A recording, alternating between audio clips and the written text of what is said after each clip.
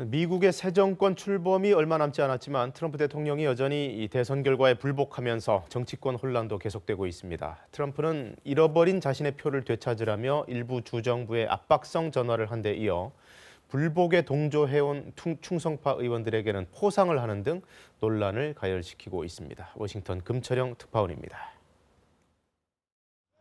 미국 시간으로 오는 6일 의회에서 대선 결과를 최종 인증하는 절차만이 남은 상태지만 미 정치권은 여전히 시끄럽습니다. 현재로선 바이든 당선인이 306명의 선거인단을 확보하고 선거인단 인증까지 마친 상태인 만큼 의회에서 대선 결과가 뒤집힐 가능성은 거의 없습니다.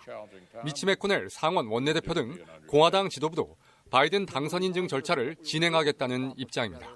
하지만 트럼프 대통령에 동조하는 일부 의원들이 투표 결과에 의의를 제기할 것으로 보여 진통과 혼선은 계속될 전망입니다. 현재 테드 크루즈 공화당 상원 의원을 포함해 일부 공화당 의원들이 대선 결과에 문제를 제기하겠다는 의사를 밝힌 상태입니다. 이런 가운데 트럼프 대통령이 조지아주 국무장관에게 자신이 잃어버린 표를 되찾아야 한다고 언급한 전화통화 내용이 공개된 뒤 논란은 가열되고 있습니다. 조지아주 주지사와 부주지사, 국무장관은 모두 공화당원이지만 사실상 트럼프 대통령의 전화는 압박성 전화였다며 비판적인 입장입니다. I was disappointed. I was disappointed at the tone, at the intent, at the questioning.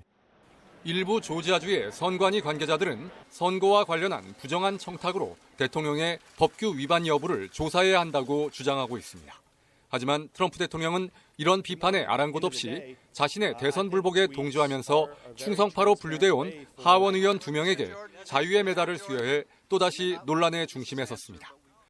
바이든 당선인의 대통령 취임을 불과 보름여 앞둔 상태인 만큼 미 정가에선 대선 불복뿐 아니라 순조롭지 못한 정권 이양의 후유증을 걱정하는 목소리도 높아지고 있습니다. 워싱턴에서 KBS 뉴스 금철영입니다.